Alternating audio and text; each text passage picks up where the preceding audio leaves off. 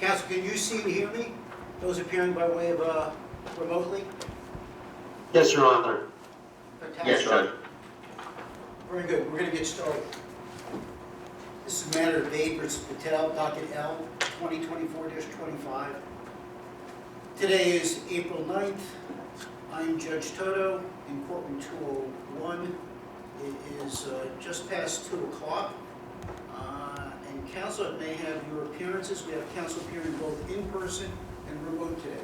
Starting with plaintiff's counsel. Counsel, good afternoon. Good afternoon, Your Honor. Raj Parikh of Penlaw LLP from West Orange, New Jersey, on behalf of plaintiffs Praful Vaid, Kiran Vaid, Bimble Joshi, Rathilal Patel, and Chetan Wathan. Thank you, Mr. Parikh. Good afternoon, Your Honor. Alyssa Zara with the firm King Mansion Collins, appearing on behalf of the defendants Love Patel, Jayesh Mehta, Ingrid Chen, and Anthony D'Amarin. Thank you. Counsel appearing remotely. Good afternoon, Your Honor. David Minchello from the law firm of Raynone Coughlin Minchello, here on behalf of Sho Rusamano, clerk of the Township of Edison. Thank you. Good afternoon, Your Honor. Matthew Bench from the firm of King Mention Collins, appearing on behalf of respondents. And Judge, thank you for your courtesies in accepting the fact that I am not wearing a jacket and tie. I mean no disrespect to the court. I appreciate the court's courtesies. Completely understand. Not a problem. Thank you. Good afternoon, Your Honor. Nikki Athanasopoulos, First Deputy County Counsel, appearing on behalf of the Middlesex County Clerk as an interested party in this matter. Thank you.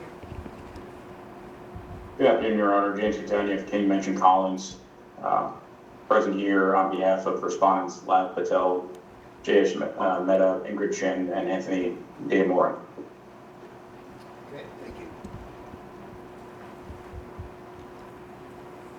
Deborah Braga, the Deputy County Clerk, here with Nikki Athanasopoulos. Very good. Thank you.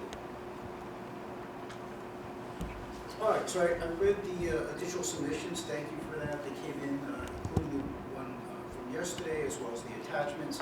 So let's start. Counsel, I have your letter as well that you sent in, trying to define, if you will, some of the questions that still exist. Anything else that you want to bring up now that you've had a chance to read this submission from the defense? I do. Thank you, Your Honor. Your Honor, so first, with respect to the defendants have raised the standing issue. I don't think there is a standing issue here. Petition challenges are open to anybody, even folks that are not a member of the political party, for example. There is a variety of cases before the Office of Administrative Law, Secretary of State. Happy to submit to the court a list of those, but the petition process, as Your Honor knows, is that a petition gets submitted to an elections official, whether it's the Secretary of State, the county clerk, municipal clerk, and that a petition that can be challenged by anybody. That is what happened here. The next step of the process, which is what it seems as though the defendants are conflating with something different, is then to appeal that decision. In the case of the Secretary of State, because she refers contested matters to the Office of Administrative Law, all of those appeals end up being a final administrative agency action. They go to the appellate division. In the case of county clerks and municipal clerks, any appeal, and I put that in quotes, of that election official's initial response to a petition challenge comes to the Superior Court. That is a process, and there are a panoply of petition challenge cases that go before the court. So with respect to whether the court has subject matter jurisdiction, I believe the cases firmly apply. There is reference to, in their papers, to a portion of Title 19 that talks about a candidate filing for relief under the statute. That is not the statutory section under which the plaintiffs filed suit here. They are not candidates, we admit that, but that doesn't mean that they're deprived of any procedural due process rights to challenge these petitions. So I think, from a preliminary threshold perspective, Your Honor, I think this court has subject matter jurisdiction. I think the case law and the statute support that, and I do think that the plaintiffs here have the ability and have the standing to be able to bring the challenge on the petitions themselves. Getting past that now to more of the substantive issues, Your Honor. So we put questions into our letter that we submitted on Monday because even with what we've received yesterday, there are still lots of factual issues that are material that are disputed. Well, let's focus on that, right? Because last time you were here, I I questioned if the court would accept the issues that you presented with respect to signatures, and we were to remove those, right, there would still be, and I don't know, but I'm assuming there would still be enough signatures to support the nomination, right? Narrowing that even more now after I read everything, the question that I see, the fundamental question is that has to do with the circulators. And you have some questions, and you submitted some affidavits, and we now have the affidavits from, that have been submitted by the defense. And there may be over 30 circulators, right? But I think there's only a question, and I could be wrong, so I want you to correct me, maybe the 5. I think that, so I think there are, from the face of the documents from the court, I agree with you. I think there are other ancillary issues with respect to some of the other ones as well. So, for example, one of the questions that... Well, yeah. I interrupt you purposely because Sure. I want to focus on this for just a minute. Absolutely. The issues that, with respect to the circulators, you know, what were they told when they went out to solicit these signatures? Was the documents blank, right? Did they have a title to it, meaning a mayor or council? Was it filled in later? Those are kind of all questions that could be answered by the circulator. That's right, Your Honor. The ones that we have questions. That is right. So And also when they went and circulated. Well, I know I thought that may have been cleared up by one of the affidavits, but I know you have that as a question. Is it the March 20, I have it. With the Yeah, 2 dates. 22nd and 23rd. That's it. But what's missing from all of the Law Patel circular affidavits is when they went and circulated those petitions. So Mr. Patel is certified to the court that he only started running for mayor after Anjana Patel submitted her petitions on March 21st, and so he collected signatures on March 22nd and March 23rd. So why does that become an issue for you now that you have that information? So it's an issue, Your Honor, because there are voters who have said that they were approached by circulators for Lav Patel running for council. If he says he was never running for council, and he only started circulating any petition on March 22nd and 23rd, then knowing when his circulators were getting signatures is important. If they say, we only went out on the 22nd and 23rd, well then that resolves that issue. But if one of them comes, and their certifications that they provide don't answer that question. If one of them happened to be circulating a petition on the 19th, then that calls into question Mr. Patel's certification to the court. It supports what some of the other witnesses are saying, is that when they were approached, they were told that they were signing something for running for council as opposed to running for mayor. And so there are contradictory, if we take each of these certifications on their face to be truthful, there are contradictory points, and they don't make sense. And so I think Your Honor's right that the question here is about the circulators. I'll give you one other point. Karen Vade, who's one of the plaintiffs, has certified that she signed a petition that was given to her by Rupa Gagliani. Rupa Gagliani, and this was a petition for Jayesh Mehta for the Mehta petitions. So she says 2 things. 1, Rupa Gagliani is the person who brought the petition to her home for her to sign it. And 2, that the petition was only for Jayesh Mehta. She didn't think it was for Chen and Diamond. Rupa Gagliani is not listed as a circulator on any of the petition documents. So who is she? Why was she the person that presented Karen Vade with a signature? And if we find Karen Vade's signature page, it's in a petition booklet that's attested to by Jayesh Mehta himself. So now that calls into question Mr. Mehta's circulator affirmation, calls into question why it is that Ms. Gagliani, if we take Ms. Vade at her word in her certification, why Ms. Gagliani was there. And there's nothing in here that refutes that fact, right? Other than Mr. Mehta saying, I witnessed all these signatures Right. when Ms. Vade says he did. So if I were to accept, for argument's sake, that these 5 or so solicitors, all their signatures should be removed, is there still enough signatures? I don't think so. Well, And I that's one think- of the questions that I have. Absolutely. Well, I think So- Mr. Matha, I think, collected the most, but I think what we're getting at here, Your Honor, there's two parts. And I understand what Your Honor is talking about. I think Your Honor is correct. This is not a case about whether, we should go line by line and figure out which voters' information should be removed. And the presentation and what's alleged in the verified complaint here and in the certifications is this conflict between what voters say they were told by circulators and who their circulators were, and then what actually appears in the documents that were filed with the clerk.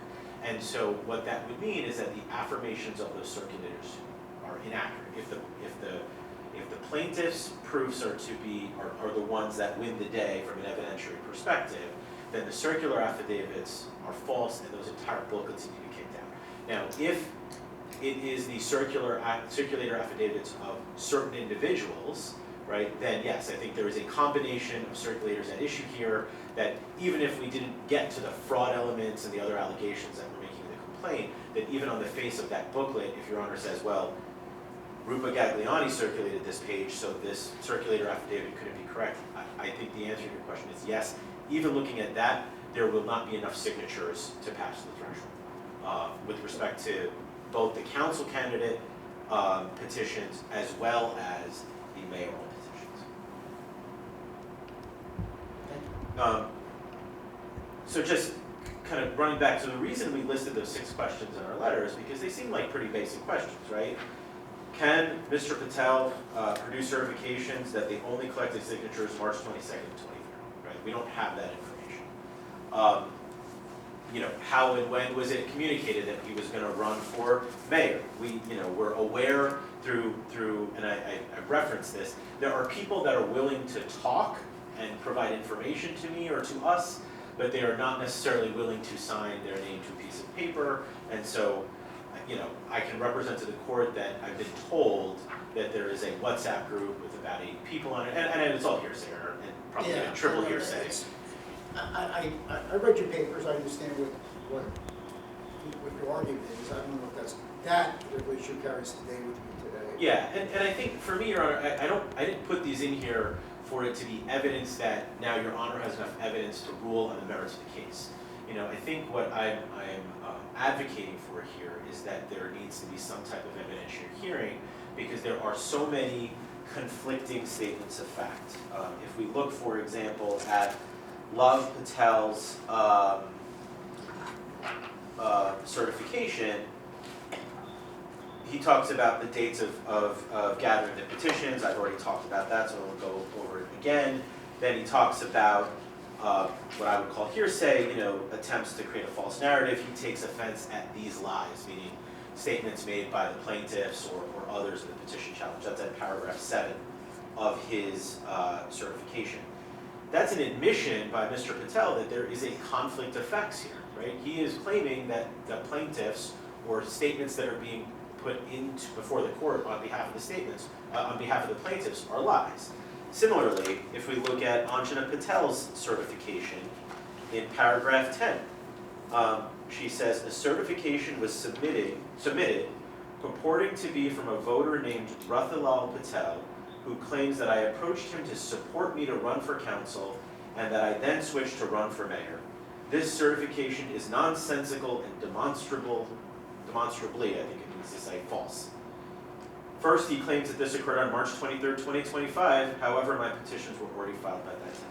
So now we have a conflict between Rathilal Patel, whose certification is put in with the plaintiff's papers, against Anjana Patel, with him saying she's the one that circulated a petition to him, and her saying that's just not true. And so there are little snippets like this that exist throughout the documents, which I think is why an evidentiary hearing here is the right thing to do and would be the appropriate process in terms of how these types of matters should proceed. One of the other questions that we raised is we learned this weekend that Mr. Matha may not even reside at the address that he has placed in his papers. And so we asked the defense counsel and said, can you tell me where your client actually lives? Because there's a tenant in that house. And I haven't heard back yet, but we actually have reason to believe, based upon some research that we've done, that he may actually live in Avenel. He has some type of either internet or phone service or something like that to an apartment in Avenel. Now, this is something that it's a new fact, and I don't want to continue to come up with new facts for the court, but we asked that question because it should be something that's very easily to be resolved, right? Where are you registered to vote? What does your license say? Where do you sleep every single night? What's your residency? If it's in Avenel, well then you're not qualified to run for office in this. And so there are questions like that some that I think can be resolved amongst counsel, but I think ultimately when we talk about factual issues between what certain voters have said and what these defendant candidates have said, the conflict requires some resolution of fact, because that ultimately gets to the merits of whether these petition books are proper or improper based upon the circuit. So I won't belabor all the points, Your Honor.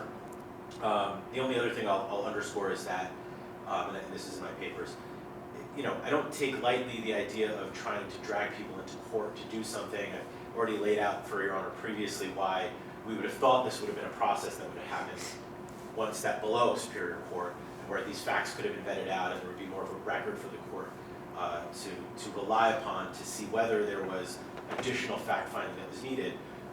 That's another reason, I think, from a standing perspective and a procedural posture, why it would be appropriate to have an evidentiary hearing here, because that is what the plaintiffs are entitled to. I think there is enough of a modicum of evidence that's been presented to the court, enough material factual issues that are in dispute to then permit a hearing for the court to hear testimony and gather additional information and evidence to make a ruling on the merits. Thank you. Thank you.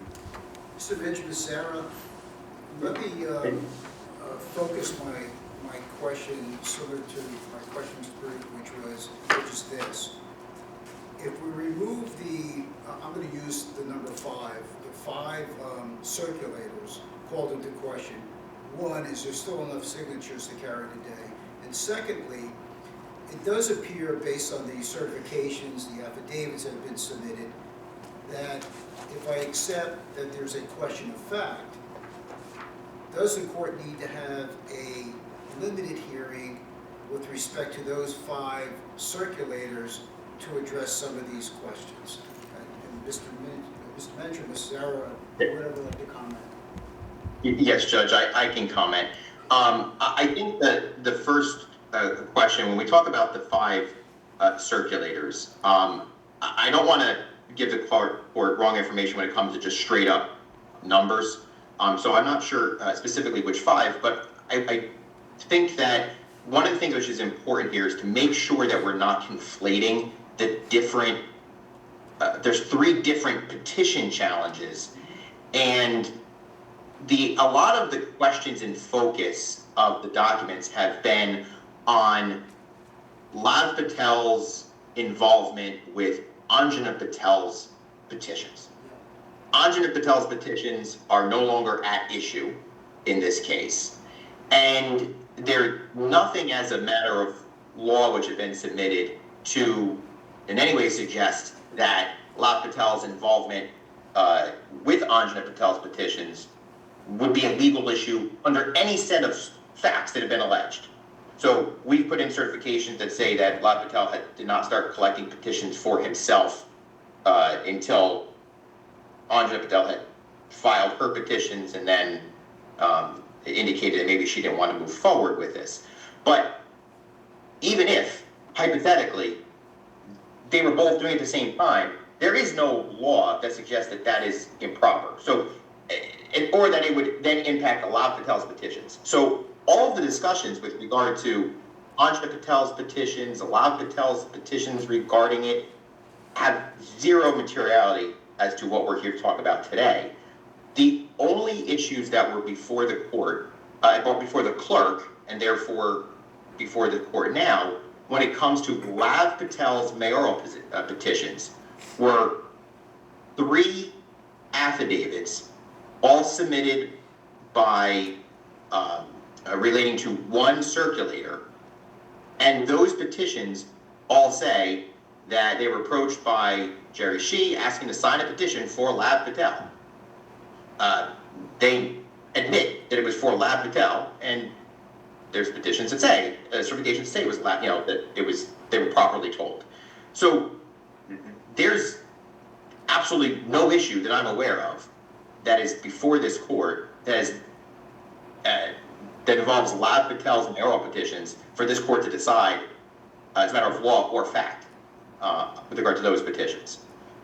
With regard to the petitions that impact the council races, the only ones I'm aware of that have been challenged were the handful of, I'm scrolling, I'm getting in front of my screen right now, Judge, because most of those, again, involve allegations that they were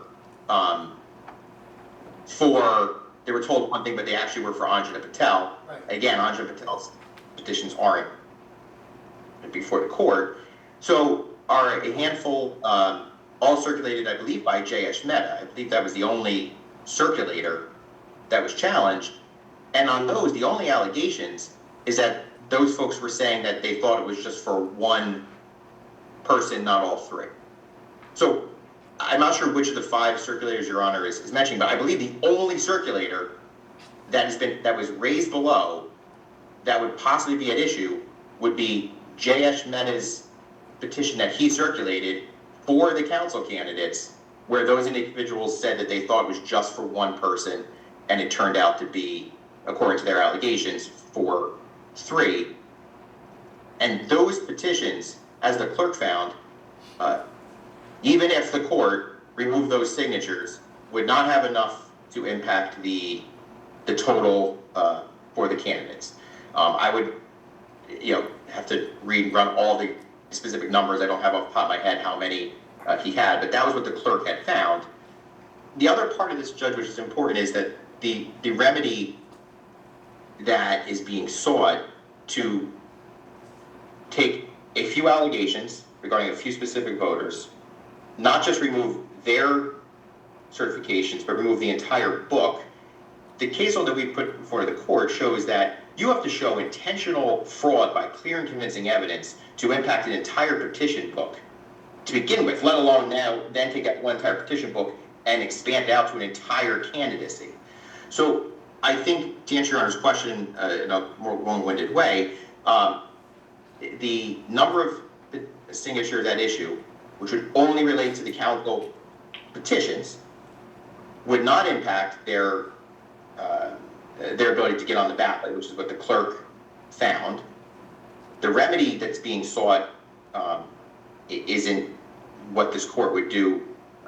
Their burden of trying to show by clear and convincing evidence that there was intentional fraud to specifically go around and mislead these voters about it was only for one candidate versus all 3. I don't know how on earth they would prove that as a clear and convincing evidence, but that would be the only way they would do it. But it doesn't matter. The number of signatures wouldn't matter even if you remove that. So I don't think, Judge, that there's a cause here for an evidential hearing. If we were going to have one, it would just be limited to that issue, because there's nothing with regard to Lav Patel's petitions that any of this stuff relates to. Mr. Preek has mentioned now a whole bunch of other stuff that we're hearing for the first time through uncertified allegations about residency or other stuff, which is just not, it's not before this court, and it can't be raised now for the first time this is not a fishing expedition to determine what we can find out about what they may or may not have done wrong. It's the obligation of the petitioners to come forward with their proofs. This is, as the court knows, and we've belabored ad nauseum in our papers, this is not a full-blown trial where we have discovery and we have all the other stuff that you have in a normal civil litigation or even an election contest. By design, and the timelines in the statutes, which require a petition filing, 3 days later an objection, a day later a challenge, and then ballots being printed a week later. This is, as we mentioned in our paper, the court's job here is to act as a legislative agent to review the clerk's decision for abuse of discretion at a high level. The clerk has already indicated here that under her review, even if true, the remedy would not result in the candidates being disqualified. Therefore, there was no need for an evidentiary hearing. And similarly, Your Honor, there's no reason that we should be having an evidentiary hearing so that petitioners can essentially go on a quest to figure out what they can find out and what new allegations can be made. And I think that their supplemental filing, which has no bearing on the issues currently before the court, is indicative of the fact that they're doing their best. Counsel is very skilled. He's very capable, and he's doing his best to take a whole bunch of allegations, cobble it all together to create this grand conspiracy before the court, of which none of it exists as a matter of law. This is a petition challenge. There's valid petition signatures that are been made by residents. The voters will get to choose between two sets of candidates for council and two candidates for mayor, and that's what should occur, Judge. Before we hear from other council, let me address, let me go back because I want to stay on this topic. There's the petitions of Lav Patel. Council indicates there's really no issue with respect to that. Is there? Yes, there is, of course. So, I would agree with Mr. Mensch if Mr. Patel and Mr. Mehta and Anjana Patel were not circulators for each other's petitions. What we have here is we have questions as to the veracity of the oaths provided by circulators based upon representations that they allegedly made to voters, and voters saying what they've heard, and that calls into question all of the things that they've done. So we have, for example, voters who are saying, I had someone coming to me to sign Lav Patel's petition for council. Lav Patel is saying, I was never running for council. That never would have been said by anybody. And it's one of his circulators that did that. So his petitions, of course, are at issue because he's certifying as to one thing, his circulators are certifying as to something similar, and a voter is certifying as to something completely the opposite. In addition, you have Anjana Patel saying that she served as a circulator for a petition, that she has no idea why Rathilal Patel would think that she ever appeared to him to sign a petition for Lav Patel. And he's saying that she did, and she's saying that never happened, but that signature's still in Lav Patel's petitions. You have other voters, right, the news certifications that we submitted that talk about Jayesh Mehta, that I signed a piece of paper that was put in front of me to support Jayesh Mehta. I now find out that those petitions were put in, that signature was put in support of Anjana Patel. And so what it appears that you have here, Your Honor, is a group of people, the circulators for, if we divide these petitions into three sets, there are circulators that overlap all three sets of the petitions. And it appears as though you may have circumstances in which circulators took one page of signatures and put them in one book and put them in a different book and other things, which would require, as a matter of law, that the entire book, whichever book that was, or perhaps all of them that circulator executed, be eliminated. And so I would agree with Mr. Mensch if the circulators were not across all of the books here. That is not the case that we have. And because there are questions as to the veracity by which a circulator signed a book, it calls into question their oath in all of the books that they signed, which brings Lav Patel's petitions back into this matter. Yeah. Mr. Mayor, you want to respond? Your Honor. Yeah, just really very quickly, Judge, I want to just correct two of the facts that were just raised, which goes to kind of our point, is that the allegations with regard to, for the individuals who circulated and said that Lav Patel was circulating a petition for council, the allegation is not that that petition then appeared in the book for Lav Patel for mayor. The allegation is that Lav Patel circulated a petition, the person thought it was for Lav Patel for council, but it turned out to be for Anjana Patel for mayor. So now we disagree with those factual allegations, but that allegation, true or untrue, does not impact Lav Patel for mayor's petition, because none of that involves Lav Patel for mayor. Similarly, Mr. Preet just mentioned the certification of Ratil Patel. And again, that does not involve, the allegation is actually saying he was approached by Anjana Patel asking to sign a petition for Anj Patel as council person, and that it then turned out to be Anjana Patel for mayor. So we're conflating all of these issues from what's here.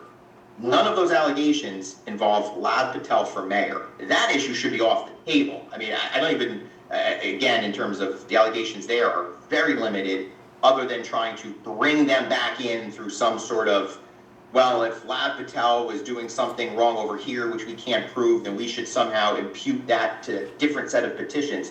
There is no law at all that suggests that even if there was something improper with Anjana Patel's petitions, which I'm not agreeing to, admitting to, stipulating to, but for sake of argument, even if there was something that somebody did wrong there, that has zero bearing on Lav Patel for mayor petition. So that issue should be the easiest one for this board to get rid of.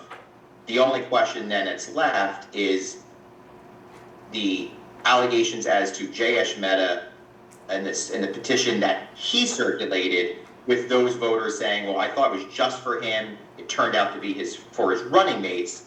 And there's no law about the name on the top. There's no law that says it has to be there, whether it was there or wasn't there. It's legally immaterial. But again, it goes back to the remedy, which is to take a handful of voters. Votes anyway, Right. So that's all I want to add, just in terms of the facts on the Ratil Patel and the allegation on the Lav Patel for council there. Any other council wish to be heard? Yes. Yes, Your Honor. David Mincello on behalf of the clerk. Sure. Thank you, Judge. I just want to, very briefly articulate the position of the clerk in this case. As you know, statutorily, the clerk has to rule on these objections in a summary way. And I know there's been some discussion about the fact that there was no hearing. The clerk took the allegations contained in the plaintiff's objection incredibly seriously. In fact, the allegations are that voters were misled and that potentially fraud occurred. She took these allegations incredibly seriously and referenced in her letter that this matter should be referred to the prosecutor's office because that would be, in essence, a crime. Unfortunately, though, the clerk was in a position, because she has to rule in this in a summary way, unable to fully vet these type of questions. She doesn't have the time. She's not the appropriate authority to review such matters. So as we are here today, I want to just echo some of the plaintiff's concerns with these allegations and the need for an evidentiary hearing. And the fact that the clerk herself did not do so is in no way her position that these issues should not be vetted in a further hearing. Thank you, Judge. Thank you. Anyone else? Yes, Your Honor. On behalf of the Middlesex County Clerk's Office, we provided a certification of the Deputy County Clerk, and we just wanted to make this court aware, and obviously the parties involved, of the statutory deadlines that the clerk has to comply with in terms of the printing and distribution and mailing of the ballots. The county clerk has to submit the ballots tomorrow to the printer in time for the printer to mail out the ballots commencing April 19th. So again, we just wanted the parties to be aware of these deadlines. One of the issues that we're going to have with our printer, as they indicated to us, is that it could potentially be problematic if these ballots are prepared in piecemeal, because if, in light of this court's order staying the ballot drawing for that matter, and obviously the printing and mailing of the ballots, if the ballots are printed in piecemeal, it could potentially create an issue with the scanner, because all the ballots are printed at the same time. If all the ballots are printed excluding Edison, and they now have to print those ballots separately, it could create a technical issue with the scanner. Again, not something I completely understand, but this is information that was provided to us by our printer, that any minor or slight deviation from the printing of the ballot could create an issue when they scan the ballots to tally the votes. So again, every day that we're delayed in doing the ballot drawing for these candidates, and then obviously creating the ballot, and then sending it to the printer will unduly prejudice the voters of Middlesex County, or excuse me, the voters of Edison Township. Thank you. Anyone else?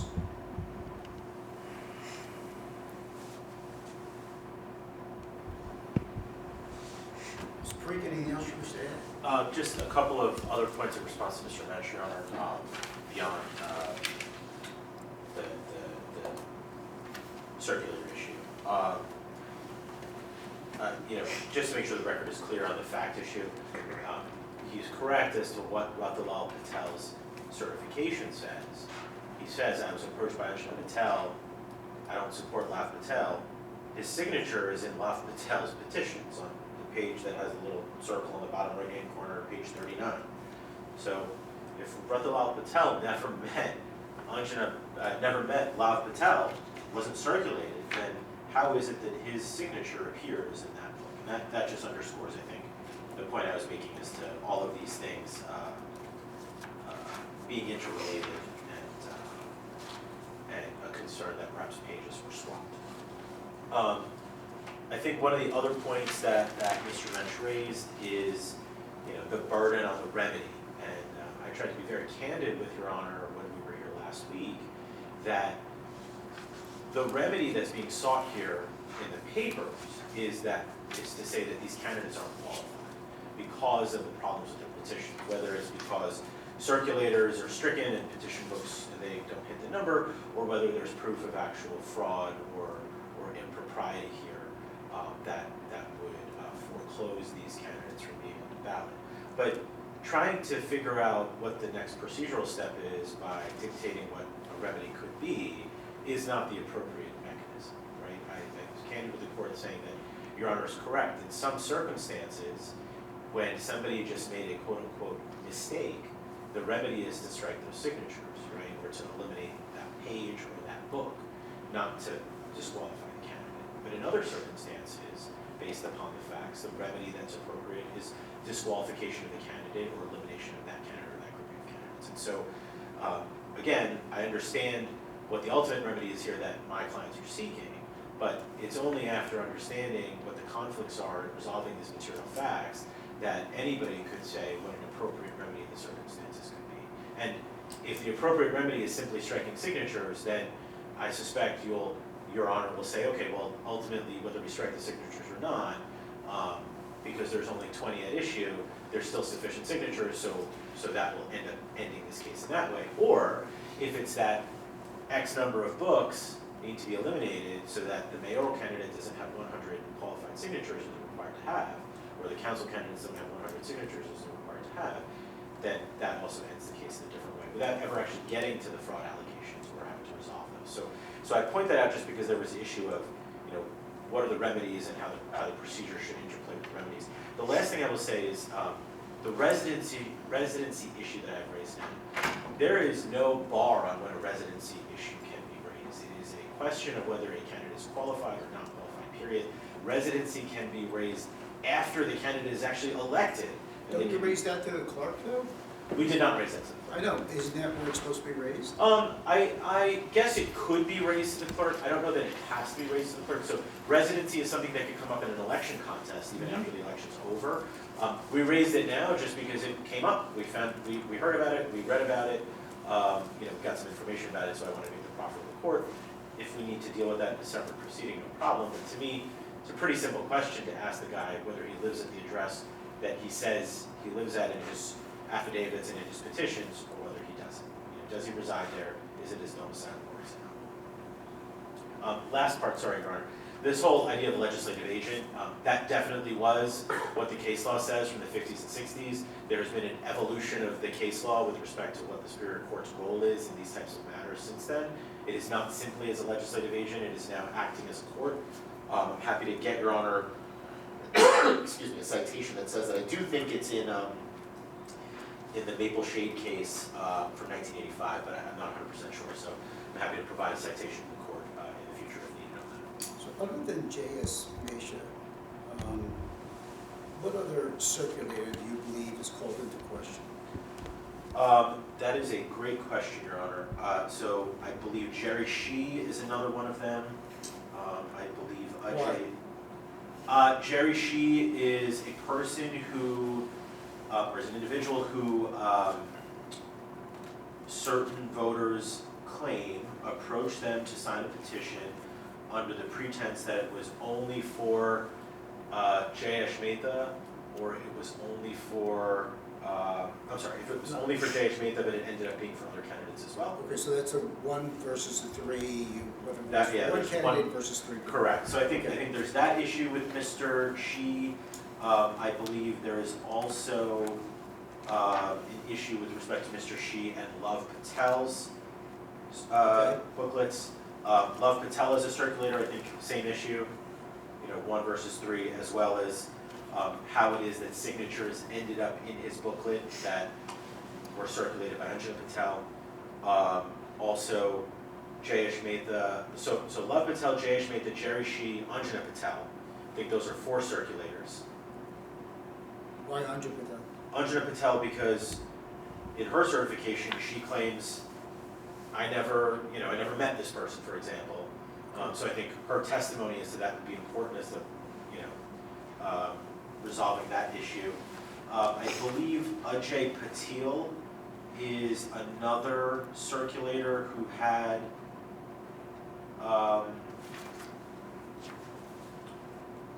where a voter had questioned that signature.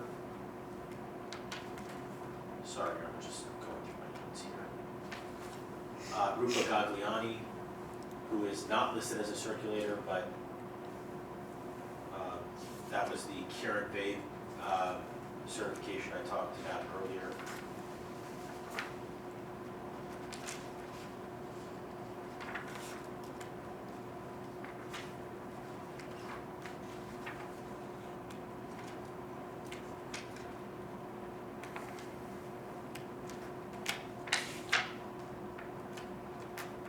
I think there's one more I'm forgetting, Your Honor, I just don't remember the name off the top of my head. If what Your Honor's getting at is how many people are we talking about in terms of these issues, I think it is probably less than 7. There is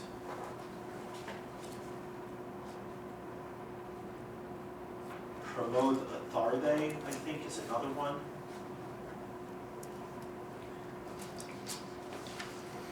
Is he a circulator?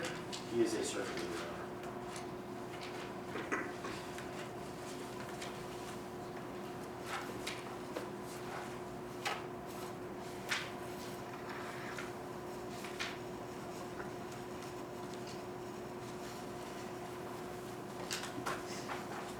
I just do not remember the name of the last person. It might be Kamlesh Patel, but I'm not 100% sure. I can get you the last name. I believe those are the circulators that are principally at issue.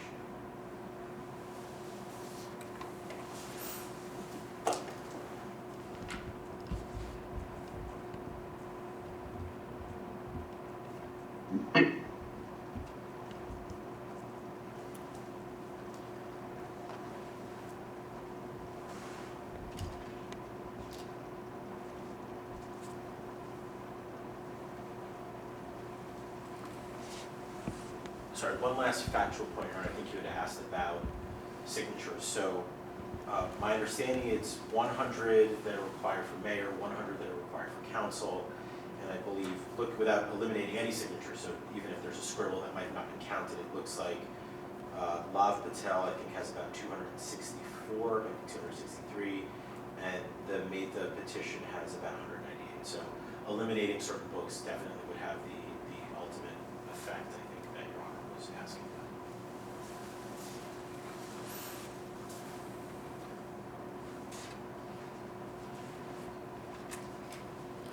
So one of the things you're asking the court to do is conduct a evidentiary hearing, which, quite frankly, would need to be done tomorrow or Friday. I don't even know if you can get these people into court. You would have to subpoena them. Yeah, I think that's right. I have seen in other circumstances where the return for a subpoena is faster, given the emergent circumstances. Some of these folks are being represented by counsel, so I'm sure counsel would use Well, their best efforts. maybe one or two of them, yes. Yeah, just a couple of them, Your Honor. Look, I And think. that may, quite frankly, that may be enough, quite frankly, if the court's gonna go down this road to hear from. Yeah, and, you know, Your Honor, I know the subpoena notice rules, you know, usually require a week. There are other circumstances, Mr. mentioned, I think I mentioned this last week, we litigated this issue last year. Both of us successful and unsuccessful in two separate cases where we both argued the opposites of each other.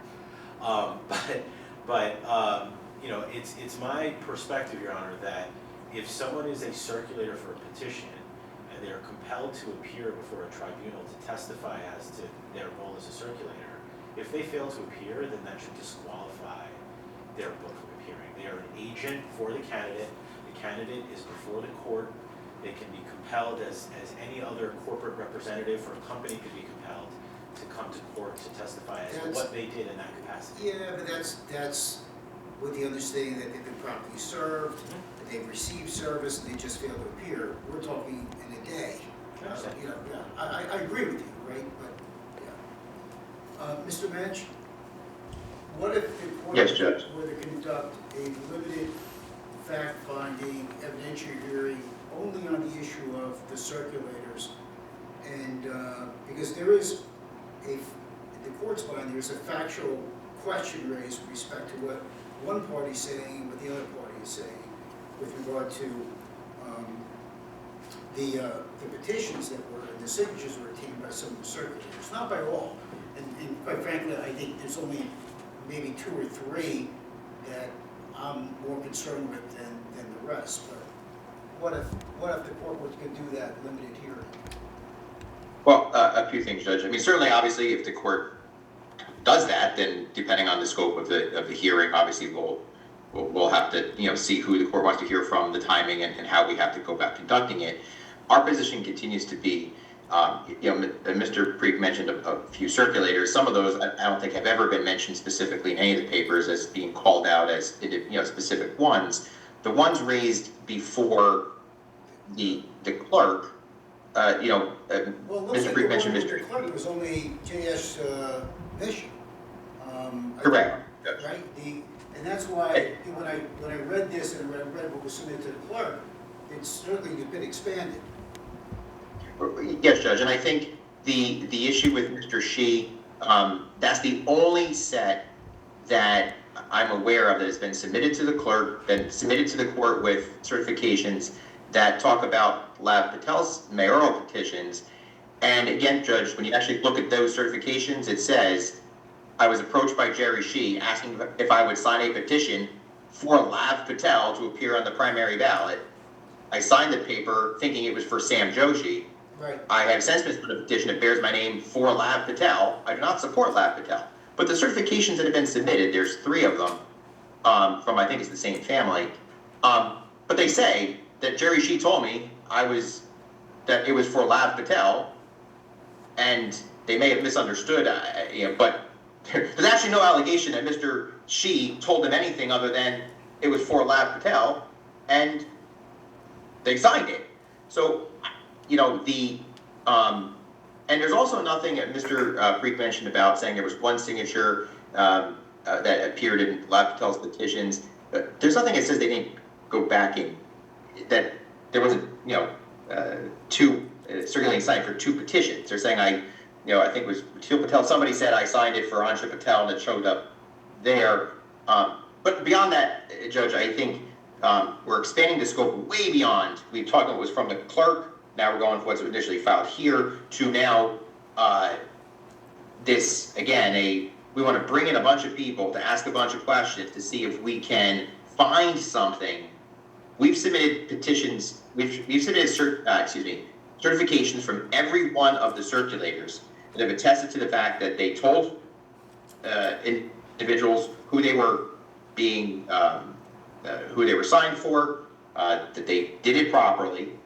I And so- agree with that part, right? But it's Yeah. certainly contradictory to what has been submitted, and that's the Uh, quandary that I have, right? How do I Yeah, address that? understood.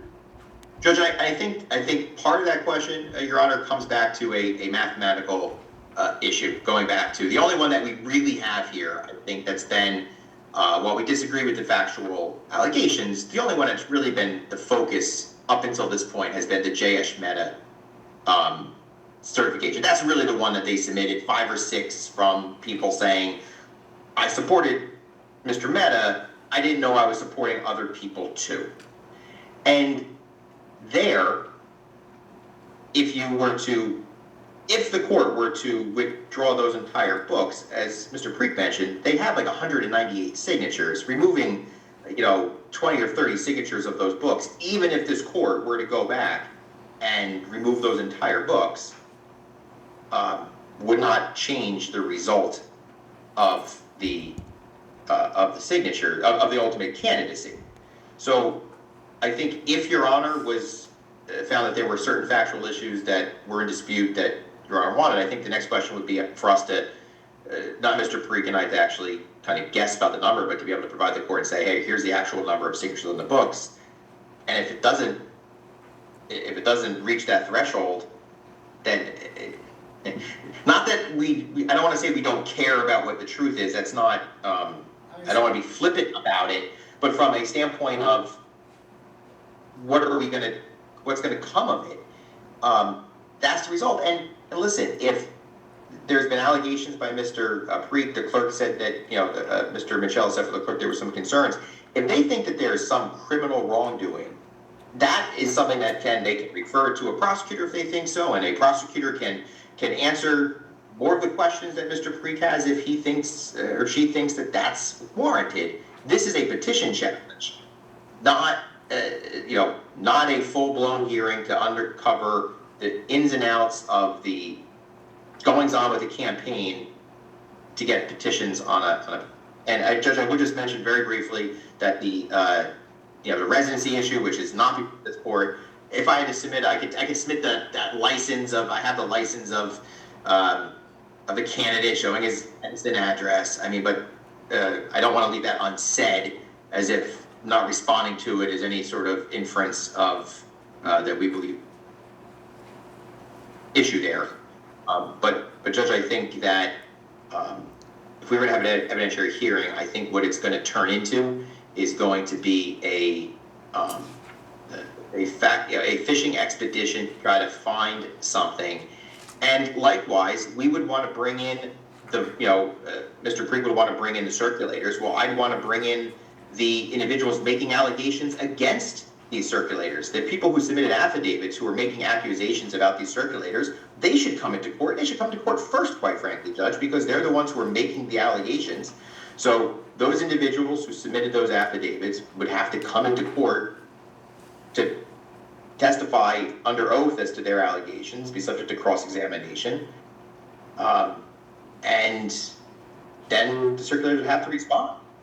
But it's not just a one-way street on an evidentiary hearing that says we're going to, call in the circulators or call in the defendants or who's there, and then they're going to be subject to cross-examination. Their accusers would have to be too. And then we get into a whole other set of issues. I would want to know, how did those folks get contacted? Who put them up to these certifications? How did they get these certifications done? This is not what a petition challenge is supposed to be, Judge. And we're taking it well beyond that for purposes of, trying to create an issue where there just isn't one from an election petition qualification standpoint. Thank you. That's all I have, Judge. Mr. Parikh, looks like you want to be heard. I respectfully disagree with my colleague, as I'm sure he would expect. I think Your Honor understands the issues. If Your Honor wants some of the voters to come testify, we can talk to them, and maybe the non-plaintiff voters, we can try to compel them to come to court. People are hesitant, obviously, to get involved. It's hard to get people to even sign affidavits to begin with. But at the end of the day, as I said in my papers, this process is a privilege, not a right, to get on the ballot as a candidate. And it is not that hard. If Rupa Gagliani circulated one page of petitions, it is not hard for her to sign a circulator affidavit and say, I collected these 9 signatures. People do it all the time. They collect 3 signatures, they sign an affidavit, they put it in. That's the right way to do it. You don't swap pages out of petitions or take someone else's signatures that they got and then sign your name to them saying that you got them. And so because there's that smoke here, because people, voters came forward and said, you know, misrepresentations were made to me, and that one is the most egregious one, because you have someone literally saying, this person that I'm friends with came and asked me to sign this, I signed it, now my name is in a booklet for somebody else. I mean, that in of itself, that's not just an error, that means there was some, you know, either complete failure in terms of the collections process here or a material misrepresentation. So there's more than enough for an evidentiary hearing. As I said earlier, that usually happens in a different process, but that didn't happen here.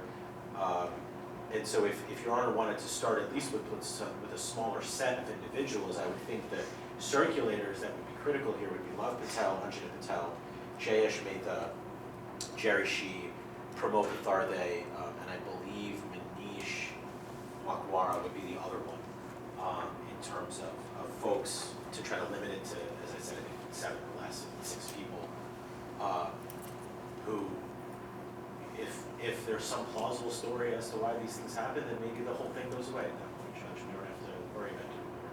But I would say that would be the first grouping to start with, if Your Honor is inclined to move forward. That's more than I even think necessary, if at all.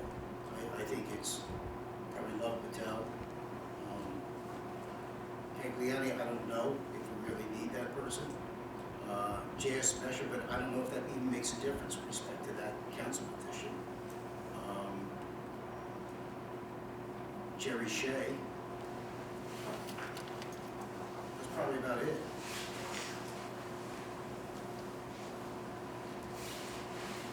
Yeah, I think the issue why there are, I know Mr. Mensch made an artful argument about why Anjana Patel's petitions don't matter. The reason they matter is because there are signatures there in her petition that people thought were for somebody else, like the Mehta petition, for example. That's how they ended up there. And obviously the admission by the defendants here that they were communicating with each other and working together, and you know, they were a team of people, right? Frankly, the plaintiff's story is logical, right? It was Anjana Patel for mayor, Love Patel for council, maybe Jayesh Mehta for council, and maybe someone else eventually. But they were out there collecting signatures. Anjana Patel submits her petitions, decides, I'm not sure whether I want to run. You know, I'll take her at her word for that. What do we need to come to the court? See, here's the issue I have with that. I completely understand your argument, right? But what you're asking the court to do is, because that existed, could be by mistake, and maybe it was done purposely, but to invalidate the entirety of that collection process. So where's the other 32 names on that you're coming into me and saying, nope, this isn't me, I never signed this for this, but you don't have that, right? And you're asking the court now to expand the scope of this, which started off really as a request for one person, that was J.S. Shaw, I think, right? Jayesh Mehta. Right. Start off with that, now we're up to 7 or 8 Well, no, individuals. Right? I think, Your Honor, the initial challenge was for all of these. It wasn't just for one. It was, you know, there's something funny going on with all these petitions, because it seems as pages and representations made to a voter for one are now going to the other, et cetera. As Your Honor knows, it's also a quick process. I think I said Sure. here previously that, you know, not necessarily the best papers we put into court ever before, but, you know, considering they were drafted overnight and filed after midnight and get a hearing the next morning, trying to give the court as much information as we can. So this is a messy process. It always is a messy process. And the sanctity of making sure that voters, you know, are informed, and frankly, that voters have a choice, which I know, you know, kind of is the overarching thought process here, right? Is that voters should have a choice at a ballot box to vote for candidates, but it is that those candidates must be qualified and must follow the rules in order to get on the ballot. So when I talk about asking for this grouping of circulators, I'm trying to narrow it, and I understand the court's conundrum, that we're under time deadlines, we can't have a hearing 3 weeks from now with 100 people, and would it be a good use of judicial resources for the voters at large in Middlesex County based upon what the clerk has said? So, to me, it's Love Patel, Anjum Patel, Jayesh Mehta, and then these other three, Jerry Shee, Pramod Lathorde, and Manish Bakwar, because I think that those, I understand what you're saying about Rupa, and I think that testimony would be so limited anyway. Did she or did she not give this to her friend? Right. You have Kieran Vay's certification, so if we have to expand beyond that, I think there's probably a second step that could be done to figure that one out. But I think with respect to these first six, I think these are the people who either circulate the most petitions, would have the most knowledge about the petition collection process amongst these folks, or would be people who are going to come to court, and be open and transparent with the court as to what this process was, to make sure that that Your Honor gets the full picture in a condensed way and in an efficient way. Okay, so thank you. Yeah. Thank you, Mark. Here's what I'd like to do. I'd like Jerry Shea, Love Patel, and Jayesh Mehta to appear in court tomorrow for a hearing. Limited in scope, and I mean limited in scope to the questions that have been raised with respect to their solicitation as circulars, and not going beyond that. So the question I have now for counsel is, are we going to be able to get those individuals in court? Mr. Mensch?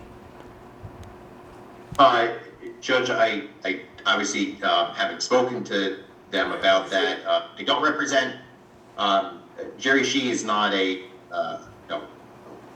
he's not one of the clients that we're here representing. He's just there in a capacity as a circulator. I don't know about, Love Patel or Jayesh Mehta's availability. Obviously, I will speak to them and talk to them. Obviously, they're candidates. So, And I know you're on vacation, so.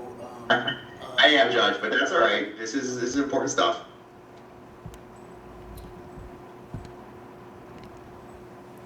Let's make an effort to have them here 11 o'clock tomorrow in person. Obviously, you're not. And I want to stress to counsel that their testimony will be limited. And if we're able to get them, let's make a good faith attempt to do that. If we can't, in the circumstances, I understand, but I'd like to know at least what efforts were made, if they're not available, to have them here. And I know you don't, Shay's not even somebody that you represent, I understand that.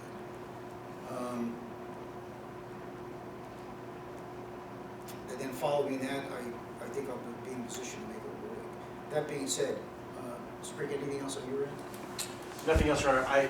My only recommendation would be that if Mr. Shee or some of these other witnesses are not available, and one of the other witnesses is available, then that may help as well. I'm happy to talk to Mr. Mensch about it and see whether he can do it. If Your Honor is open to that, I have no problem contacting some of these folks that are not represented, obviously, to ask them whether they're available either by Zoom or to come in person, whatever Your Honor's preference is. I prefer to have them here in person, if possible, unless they're away or something like that. Mr. Mensch? Judge, if we're talking about trying to get the three individuals you mentioned present by one way or the other, that's one thing. If Mr. Parikh, I think he was suggesting, is bringing in entirely different witnesses in place of those, that we... He made a good shot at it. He took a good shot at it, but no. I was going to say, we don't agree to that, Judge. But we will... But let's focus on, I think that would, if available, I think it would provide some necessary background and give the court some information I think I need to move on. Okay, so if possible, if you can let me know tomorrow, maybe by 10 o'clock, whether or not you secured their presence or if there's an issue, maybe we can deal with that, and then have everybody back at 11 o'clock tomorrow. Thank you, Judge. Okay. All right, very good, thank you all. Thank you. Thank you, Your Honor.